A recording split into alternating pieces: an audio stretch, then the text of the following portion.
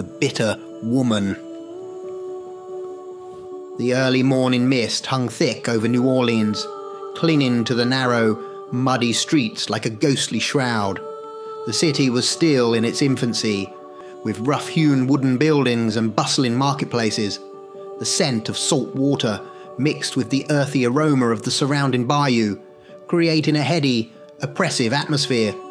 In a small, dilapidated cottage on the outskirts of the town, Serana stirred from a restless sleep. She was old, her body frail and bent from years of hard labor and heartbreak. Her face was a map of deep lines and wrinkles, each one etched by years of bitterness and disappointment. Her once vibrant hair was now a thin, silvery veil that barely covered her scalp. She moved slowly, her joints aching with every step as she shuffled to the window. Serana peered out at the street, her eyes narrowing as she watched the townspeople go about their morning routines. She was a familiar figure to them, but not a welcomed one. To them, she was the old hag who lived alone, the woman who spoke to no one unless she had to, who never smiled or showed kindness. She was mistrusted and disliked, and she knew it.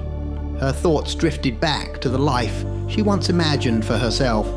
She had been young and hopeful once, dreaming of a family and a future filled with love and laughter.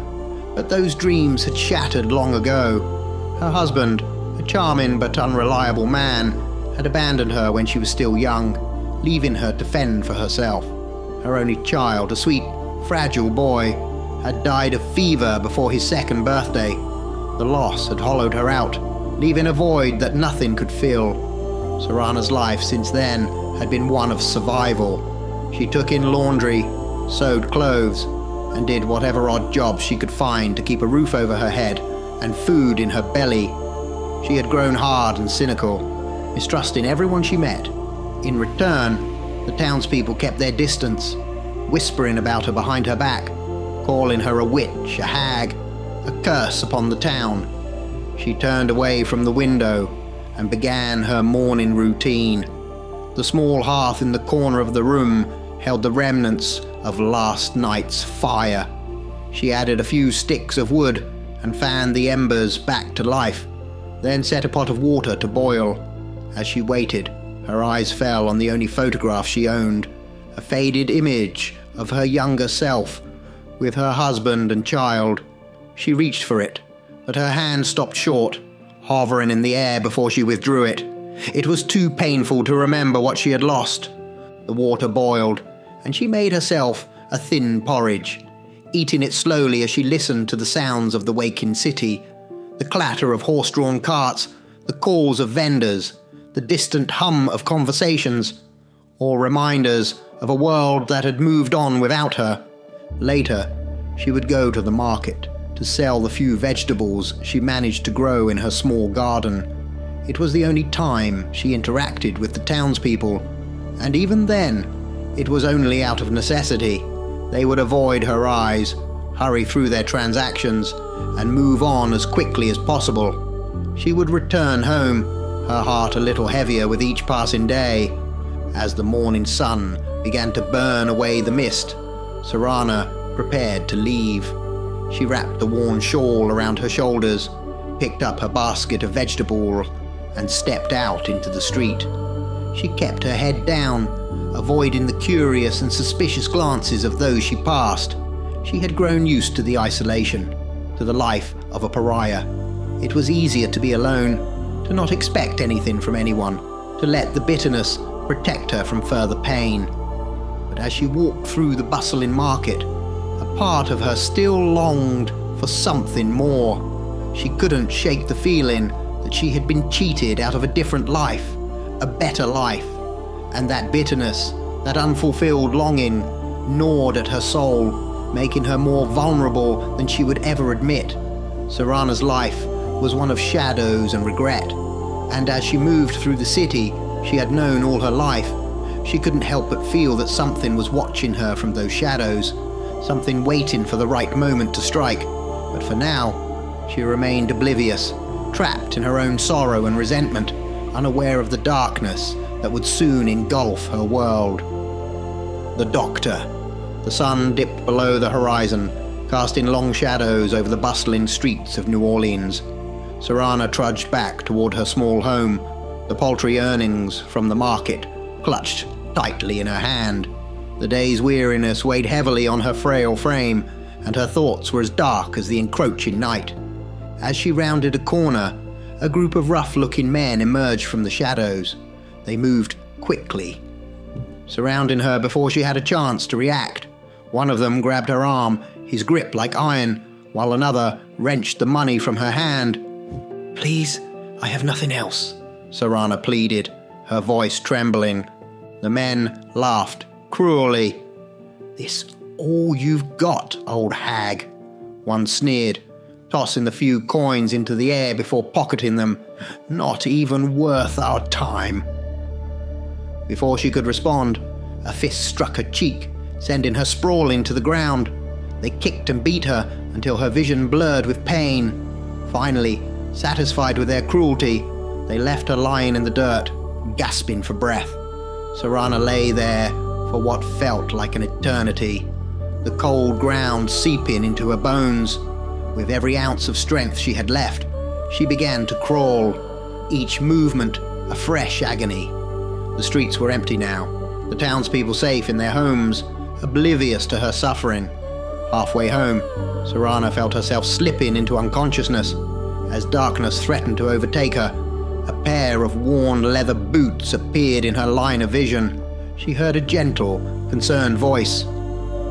"Madam, are you all right? Here, let me help you." "I do not need help from anyone," Serana spat, her voice weak but filled with defiance. "Please, I insist," the old man said, his tone soothing. "You are in no condition to refuse." With reluctance, Serana allowed the man to lift her to her feet. He was strong despite his age, his hands steady and sure. Supporting her weight, he guided her the rest of the way to her cottage. Inside, the man set her gently on a chair. "I am Dr. Thorne." He introduced himself as he began to examine her injuries. "Let me bandage these wounds." Serana watched him warily, her distrust palpable. "Why would you help me? No one else does." Dr. Thorne smiled sadly.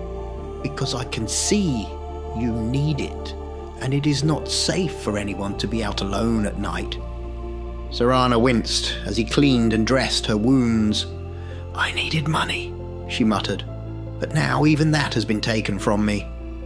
The doctor nodded, his expression thoughtful. "Let me make you a hot drink. It will help with the pain." He moved about the small kitchen with practiced ease, soon returning with a steaming cup. Serana accepted it, the warmth a small comfort against the chill in her bones. As they sat, Dr. Thorne broke the silence. "Why do you stay here, Serana? Why do you keep going when life has been so cruel to you?" Serana stared into the cup, her voice a hollow echo of past sorrows. "I have known pain my whole life. This is nothing new. My husband left me. My child died. I have faced hardship at every turn, but I cannot stop trying. I feel that all of this suffering must be for a reason, a test." "From God?" the doctor asked softly. Serana shook her head. "Unlikely. I do not think even he would have me suffer so much, but I know that if I do not quit, if I endure and use all the pain of my life, one day I shall be rewarded." Dr. Thorne's eyes gleamed with a strange light as he listened. "You believe in your strength, then? That is commendable." Serana met his gaze, her own eyes hard and unyielding. "I have nothing else to believe in." The doctor nodded slowly, his expression inscrutable. "Perhaps your reward is closer than you think, Serana. Sometimes we find what we seek in the most unexpected places." Serana frowned, uncertain of his meaning, but as the warmth of the drink spread through her, she allowed herself a moment of hope. For the first time in years, Someone had shown her kindness. Perhaps, just perhaps, her suffering had not been in vain. Dr. Thorne rose to leave, his presence lingering like a shadow. "I will check on you tomorrow," he said. "Rest now, Serana. You have endured enough for one night." As the door closed behind him, Serana sat in the silence of her small home, the doctor's words echoing in her mind. She did not know what the future held, but for the first time in a long while, she felt a glimmer of something other than despair. It was a small, fragile hope, but it was enough to keep her going. The turning point. Serana awoke the next morning, her body still aching from the previous night's ordeal. The bruises and cuts from the attack throbbed with each movement, reminding her of the violence she had endured. Her first thought, however, was not of her pain, but of her dire financial situation. How would she pay the landlord? How would she buy food? All her money had been stolen. She glanced over at the small chair where Dr. Thorne had sat the night before. Her eyes widened in disbelief. There, on the seat, was a pile of Spanish dollar coins, far more than she had ever earned at the market, enough to live comfortably for many months. Despite the pain, a smile crept across her face for the first time in years. Moving gingerly, Serana hid a portion of the coins in a small, loose floorboard beneath her bed. She then gathered the rest and set out to pay the landlord. Her steps were slow and deliberate, each one sending a jolt of pain through her battered body, but the promise of financial security gave her strength. When she arrived at the landlord's house, she found him outside, inspecting a new delivery of supplies. He looked up, his face souring at the sight of her. "Late again with the rent, Serana. This really is the last time. I'm going to have to ask you to leave." "But I have the money," she said, holding out the coins. The landlord snatched the money from her hand, counting it quickly before pocketing it. His expression remained cold. "This will cover what you owe, but I still want you gone. You're bad for the area. People see you as an unlucky woman, and what do you care? You'll be dead soon, and good riddance." Serana's hands clenched into fists at her sides, her anger and bitterness boiling over. "How dare you?" she spat. "I've paid you what I owe. You have no right to throw me out." The landlord sneered. "You should be grateful I haven't done it sooner. Now get out of my sight." Trembling with rage, Serana turned and walked back toward her home, the landlord's cruel words echoing in her mind. "This surely must be enough," she muttered to herself. "This must be it. I will take it, whatever you need me to endure. All this will make me stronger. My pain is my strength." As she reached her cottage, she noticed the door was ajar. Her heart sank, a sense of foreboding washing over her. She rushed inside, only to find the small space ransacked. Her few belongings were scattered, broken, and torn. Panic surged through her as she hurried to where she had hidden the coins. The loose floorboard was exposed, and the hidden money was gone. Serana collapsed to her knees, her vision blurring with tears. "How much more?" she screamed, her voice raw with despair. "How much more must I endure?" A voice from behind her answered softly, "No more. You have endured and fought, and your time is now." Serana turned, her breath catching in her throat. Dr. Thorne stood in the doorway, his expression full calm and knowing. "What do you mean?" she asked, her voice trembling. Dr. Thorne stepped closer, his eyes meeting hers with an intensity that made her shiver. "I have watched you, Serana. I have seen your strength, your resilience. You have endured more than most could bear, and yet you still stand. Your pain has not been in vain. It has prepared you for something greater." Serana's mind raced, her thoughts a whirlwind of confusion and hope. "What are you saying?" The doctor's smile was both kind and enigmatic. "I am offering you a way out of this suffering, a chance to reclaim your life and more, but it will come at a cost. Are you willing to pay it?" Serana's heart pounded in her chest. "I will do whatever it takes," she whispered. "I cannot endure this life any longer. I need to be free." Dr. Thorne nodded. "Then come with me. Your new life awaits." As Serana rose to her feet, a strange sense of calm settled over her. For the first time in years, she felt a glimmer of hope. The road ahead was uncertain, but anything was better than the endless cycle of pain and despair she had known. She took a deep breath and followed Dr. Thorne into the night, ready to embrace whatever fate had in store for her. Dr. Thorne's home was a stark contrast to the dilapidated cottage Serana called home. Set back from the bustling streets of New Orleans, the estate was lavish, with tall iron gates and a winding path that led through manicured gardens to a grand, stately house. As they stepped inside, Serana marveled at the opulence, the high ceilings, the intricate woodwork, and the rich tapestries that adorned the walls. "This place is magnificent," Serana said, her voice filled with awe. "Yes, it is a place I am renting for a short while," Dr. Thorne replied, leading her into a luxurious sitting room. "Please, make yourself comfortable." Serana sank into a plush armchair, feeling the weight of her exhaustion settling over her. Dr. Thorne took a seat opposite her, his piercing gaze fixed on her. "Tell me about your childhood, Serana," he said softly.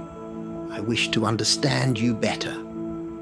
Serana hesitated, then began to speak, her voice tinged with the bitterness of old wounds. "My childhood was hard. I lost my parents when I was very young. I survived alone on the streets for months before being taken to an orphanage. It was a harsh place, more like a prison than a home. The caretakers were cruel and food was scarce. We were treated like animals." Dr. Thorne listened intently, his expression unreadable. "And your marriage?" "I was married at 16, Serana continued, her voice growing colder. "To a man who promised to take care of me, but he was no better than the caretakers at the orphanage. He beat me, used me, and then left me alone. I was pregnant when he abandoned me." Tears welled in her eyes as she spoke of her son. "My boy was the only light in my life, but he was frail. He died of fever before he turned 2. After that, I was truly alone. The townspeople shunned me. They saw me as cursed, unlucky. I've struggled every day just to survive, excluded and ridiculed at every turn." Dr. Thorne leaned forward, his eyes never leaving hers. "And yet, you continued on." "Why?" "Because I felt I was being tested," Serana replied, her voice firm. "I believed that all this suffering must be for a reason, that if I endured, I would be rewarded. But now I'm not so sure." Dr. Thorne's gaze intensified. "And what would you do if I gave it all back to you? Your youth, your strength? Would you change your life, help others, and live easily?" Serana's lip curled into a sneer. "No, I would punish those who treated me wrong. They deserve to suffer as I have suffered." Dr. Thorne's eyes flashed with a dark light as he stood, his voice ringing with conviction. "Yes, it will not be pretty. It will not be pleasant. It will cause you great pain and sorrow, and you will hate the world more than you hate it already. But you will be able to punish those who deserve punishment." Serana stared at him, her heart pounding. "How?" "It matters not how," Dr. Thorne said, his voice low and menacing. "Do you agree to more pain, more suffering, much more than you have ever endured, but with the light of redemption?" Without hesitation, Serana spoke. "Yes." Dr. Thorne's face twisted into a grotesque smile. His fangs lengthened from his mouth, his eyes sank into dark pits, and his skin turned deathly pale. "Then prepare to become one of us." He lunged forward, sinking his teeth into Serana's neck. She screamed in agony as a burning pain seared through her body. Her vision blurred, and she felt her life draining away. The world around her faded to black, the last thing she saw being Dr. Thorne's monstrous face, watching over her with a twisted satisfaction. The room was silent, except for the sound of Dr. Thorne's breathing. He stood over Serana's lifeless body, his eyes glinting with the promise of the horrors to come. The first taste. Days later, Serana opened her eyes. She lay on a bed inside Dr. Thorne's estate, surrounded by opulent furnishings. Strangely, she felt no pain. Rising with ease, she marveled at her muscles, feeling strong and limber. But when she looked back at the bed, she saw strands of her silver hair on the pillow. Her hands, now aged far beyond her years, trembled as she felt her head. Her hair had fallen out, leaving her bald. Panic surged through her as she rushed to find a mirror, but there were none in the room. The door creaked open, and Dr. Thorne entered, a satisfied smile on his face. "At last you have returned," he said. Angrily, Serana rushed across the room to him, but instead of walking or running, she merged into shadow and appeared before him. Dr. Thorne clapped his hands. "Excellent. You have the making of a first-class elder." "What has happened to me?" Serana demanded. "My hair. My body is older, but I feel stronger." Dr. Thorne nodded. Yes. It's because you need to feed." "Feed?" Serana repeated, puzzled. "Yes," Dr. Thorne said. "So, who will it be first?" Serana's mind raced. "The landlord," she said, her voice cold. "Ah, yes. Then let us go," Dr. Thorne said. As they navigated the shadows, Serana felt a new power coursing through her. She moved from shadow to shadow, almost instantaneously. Within moments, they were at the landlord's home. "Now, Serana," Dr. Thorne instructed, "just as I did to you. You must drink from his neck. Do not let him live. Drink deep, and drink it all. I will be here for you if need be." Serana walked up to the door and gave it a push, her strength unexpectedly smashing the door apart. She smiled, reveling in her newfound power. Inside, the landlord looked up in shock. "Who are you?" he asked, not recognizing Serana at first. Then his eyes widened in fear. "Serana, is that you? You can have your cottage back." She saw the small stack of Spanish dollars on his table, the same coins she had hidden. Fueled by rage, she moved through shadow, appearing with her teeth bared. She sank her fangs into his neck, drinking deeply. Ecstasy and pleasure surged through her as the crimson liquid rejuvenated her body. Her hair grew thick and black, her face regained its youth, and her lips turned a deep red. Her skin became smooth and vibrant. By the time she finished drinking, she was restored to her youthful self. She threw the landlord's lifeless body aside and screamed into the night. "I will punish you all." Dr. Thorne watched her with a twisted smile. "Welcome to your new life, Serana. The world will soon know your wrath." Serana stood in the moonlit doorway, her eyes burning with a fierce determination. The taste of blood still lingered on her lips, and she felt invincible. For the first time, she had the power to exact her revenge, to make those who wronged her pay. The world that had once shunned and beaten her would now tremble before her. A new beginning. Back at Dr. Thorne's estate, the opulent surroundings now felt different to Serana. She had tasted power and revenge, and her senses were heightened with her newfound strength. She stood in the grand sitting room, feeling the weight of her transformation, as Dr. Thorne approached her one last time. "I must now leave," Dr. Thorne said, his voice calm yet final. "I will forever be proud to have given you your chance, Serana. You will be one of our best, I am sure." "Where are you going?" Serana asked, a flicker of vulnerability in her voice. "This I cannot tell you," Dr. Thorne replied. "Do not follow me or seek to find me. I do not wish to be found. You are alone again, Serana, but with the power to change everything." Before he left, Dr. Thorne handed Serana a set of papers. She took them, her eyes widening as she read the deeds to the estate. "I did say I was renting this," he said with a smile. "From you, this place is yours. Do me proud, Serana. Make them all pay for what they have done to you." With that, Dr. Thorne merged into the shadows and vanished, leaving Serana alone in the grand house. She stood in the silence, the deeds clutched in her hand, a sense of profound change settling over her. Serana walked through the estate, exploring every room, the lavish decor, the beautiful furnishings. It was all hers now.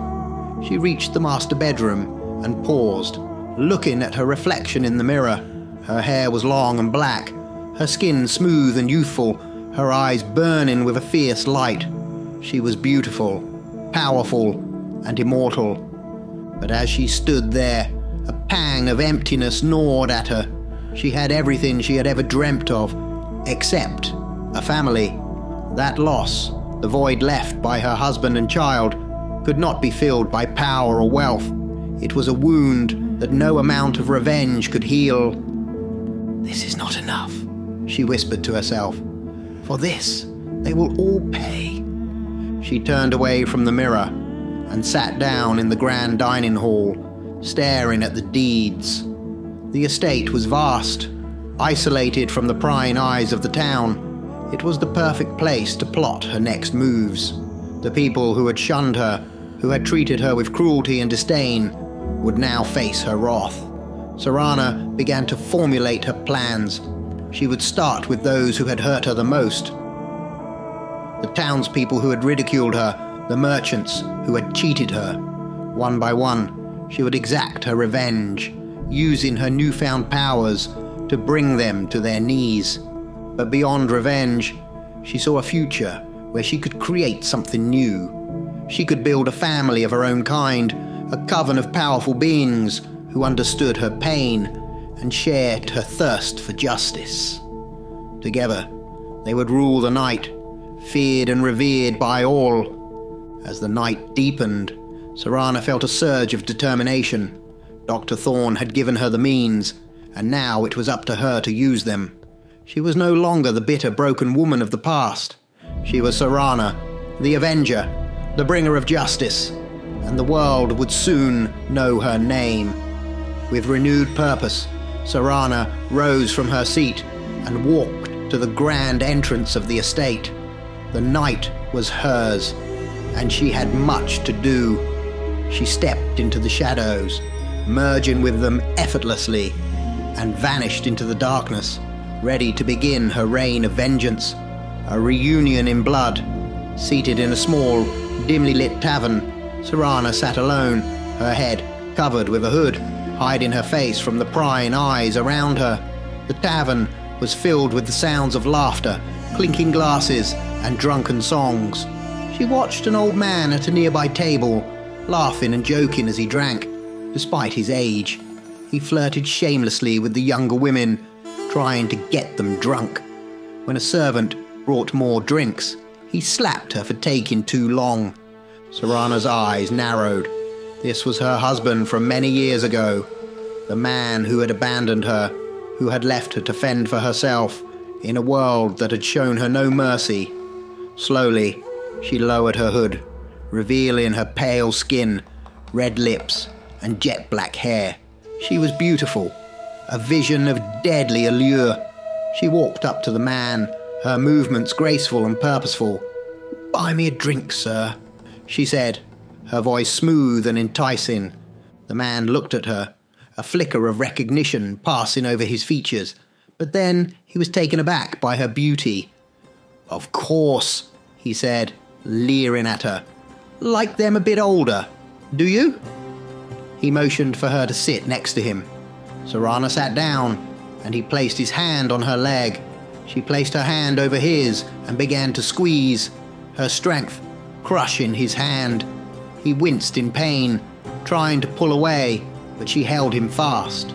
With a hard squeeze, she squashed his hand, breaking the bones in it. He cried out in pain, but no one paid heed, too accustomed to his antics in this tavern. "Do you remember me?" she asked, her voice cold and sharp. He looked at her, his eyes wide with pain and fear. "Serana," he whispered, "how is this possible?" "You made this possible," she replied. "You and people like you made this possible. Now I will show you the impossible." In plain sight, she sank her teeth into his neck. The tavern patrons, too engrossed in their own revelry, didn't notice a thing. She drank deeply, feeling the pure pleasure of the crimson liquid rejuvenate in her, making her feel more powerful with each drop. When she finished, she stood up, letting his lifeless body slump to the floor. She walked out of the tavern, the cold night air hitting her face. She looked up at the moon, a twisted smile playing on her lips. "If you could see yourselves as I see you," she spoke to the night. "Food in the guise of predators. You are no more predators than birds to bugs. I am not a bug anymore. I am your death."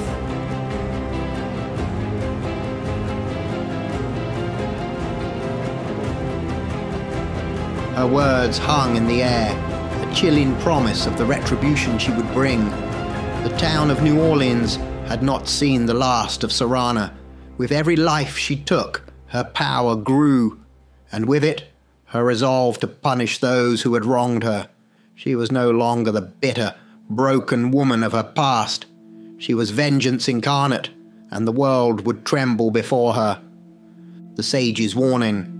Years later, Serana sat alone in a small churchyard, the moonlight casting a silvery glow over the unmarked grave before her. She felt a deep sorrow, but her inability to express grief gnawed at her insides. She could not cry. She simply sat there, a silent sentinel to her past. Years ago, this was the place her son was buried. She spoke softly to the grave, her voice filled with a hollow longing. "You were taken from me because I could not save you. I was helpless, penniless. You were my everything. Today, I could save you. If you were here, I could give you anything, everything. But when you needed it, I could give you nothing, nothing but my love. You were the only thing I loved. And even now, I can still feel you. I have great powers, but it's not enough to have what I truly need. You." As she lost herself in her thoughts, a figure stood behind her in the shadows. The figure spoke, his voice resonant and soothing. "I know of your pain, my child. As an elder, we are born from pain, from suffering. We would not endure the process otherwise." She turned to see an old man, an elder, his presence radiating a powerful, ancient energy. He stepped into the moonlight, his eyes reflecting centuries of wisdom and sorrow. He spoke again. "Know this, my dear. There is a place for you within my council. I am the sage, and I can help you on this journey." Serana looked up at the sage, her eyes filled with mistrust. "I have been taken in before by men saying they have my interest at heart. Never again. Never again will I be at the mercy of those who say they want to help me. Those that have said this are now dead. I have killed them all." The sage nodded slowly. "Yes, we all went through this, but the time will come when revenge loses its luster, and the killing no longer satisfies you. When that time comes, Seek me out. Until then, you are in a prison of your own making." Serana's voice was a low growl. "This world is my prison, and I shall punish those who built it until I am free." The sage disappeared into the shadows, his parting words lingering in the air. "When you are ready, my child." Serana looked up at the sky and smiled, a cold, determined smile. "Oh, it will be a long time before I'm done. I will make them all rue the day they imprisoned me." She rose from the grave, her resolve hardening with each step she took away from the churchyard. The world had taken everything from her, and now it was her turn to take everything from the world. With each act of vengeance, she felt a step closer to her own twisted form of justice. Her son's grave was a stark reminder of her lost humanity, but it also fueled her relentless quest for retribution. As the night deepened, Serana vanished into the darkness, her mind already plotting her next move. The sage's words echoed in her mind, a distant whisper of a future yet to come. But for now, her path was clear. She would not rest until every soul who had wronged her paid dearly, and one day, perhaps, she would seek out the sage, but not until her vengeance was complete.